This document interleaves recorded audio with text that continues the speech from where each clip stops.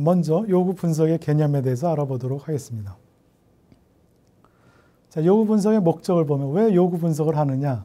자, 요구 분석의 목적을 보면 첫 번째로 조직의 효과를 증진시키기 위해서 필요한 것이 바로 요구 분석이다.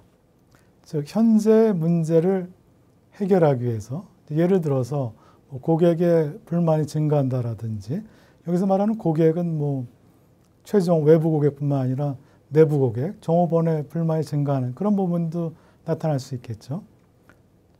또 예상되는 문제를 해결할 수도 있다.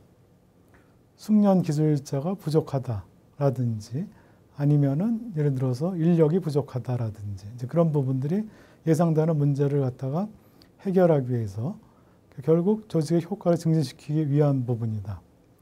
또 가장 도움이 될 수 있는 사람들을 참여시킴으로 인해서 조직의 효과를 증진시키기 위해서 요구 분석이 필요하다. 이러한 요구 분석은 가장 도움이 될 수 있는 사람을 참여시켜야 된다라고 보는 것입니다. 자, 요구 분석의 목적 두 번째로 보면 인적 자원 개발은 조직의 요구 조건을 성공적으로 반영한다면 효과적일 것이다. 당연하겠죠. 조직의 요구 조건을 성공적으로 반영을 해서 그 부분이 개선이 된다라고 하면은 기업의 경쟁력이 향상이 될 수 있겠죠. 그래서 요구 조건을 어떻게 발견할 것인지 그 부분이 상당히 중요하다. 요구 조건이 무엇이고 요구 조건이 명확해야지만 개선해야 될 점도 명확하게 찾을 수가 있겠죠. 자, 요구 분석의 목적 세 번째는 인적 자원 개발 프로그램은 조직이 스스로 활성화되고 또 조직 문화를 변화시키고자 할 때 핵심 요소가 될 수 있는 것이 바로 요구 분석의 목적이라고 볼 수 있습니다. 자, 인적 자원 개발 프로세스를 한번 보면은 일반적 인적 자원 개발에 대한 접근은 교수 체제 설계, ISD 모형이라고 얘기하고 있습니다. 그 ISD 모형에 의해서 설명될 수가 있는데 대부분 4단계 또는 5단계로 교수 체제 설계가 진행된다. ISD 모형이라고 볼 수 있습니다.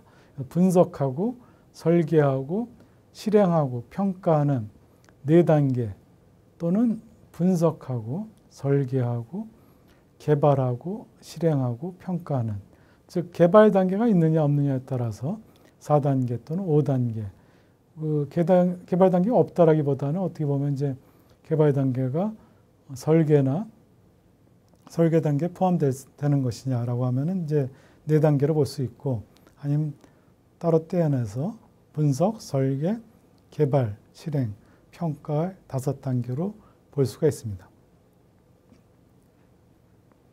자, 그래서 분석, 설계, 개발, 실행, 평가 이런 5단계로 본다라고 하면은 첫 번째 분석할 적에 요구 분석을 통해서 무엇이 문제고 어떤 문제점이 있고 무엇을 요구하는지 부분을 갖다가 분석한 다음에 우선순위를 설정돼야 되겠죠. 예를 들어서 요구 분석에서 나온 것들이 여러 가지 요구사항들이 있는데 그 부분을 갖다가 처음부터 끝까지 모든 요구 분석을 다 할 수는 없습니다.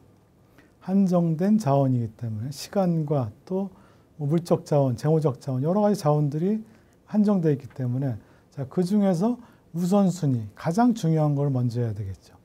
여러분들도 어떤 살아가면서 우선순위를 정하죠. 예를 들어서 그래서 꼭 우선순위에 맞춰서 하는 건 아니지만은 그래도 일반적으로 일을 할 적에는 우선순위에 맞춰서 일을 해야지 나중에 그 결과에 대해서 커다란 문제점이 없게 나타날 수 있습니다. 그래서 요구 분석을 하고 우선순위를 결정한 다음에 그 우선순위 설정하고 그거에 맞춰서 설계 단계에서 목표 설정하고 교수 설계하고 교육훈련 자료 개발 수집하고 훈련교사 또 교육훈련 방법, 기법을 무엇으로 할 것인지 훈련 방법을 결정을 하고 그것에 맞춰서 프로그램 개발을 하고 또 프로그램을 실행을 하고 그거에 맞춰서 평가 단계에서는 평가 기준을 선정하고 평가 설계하고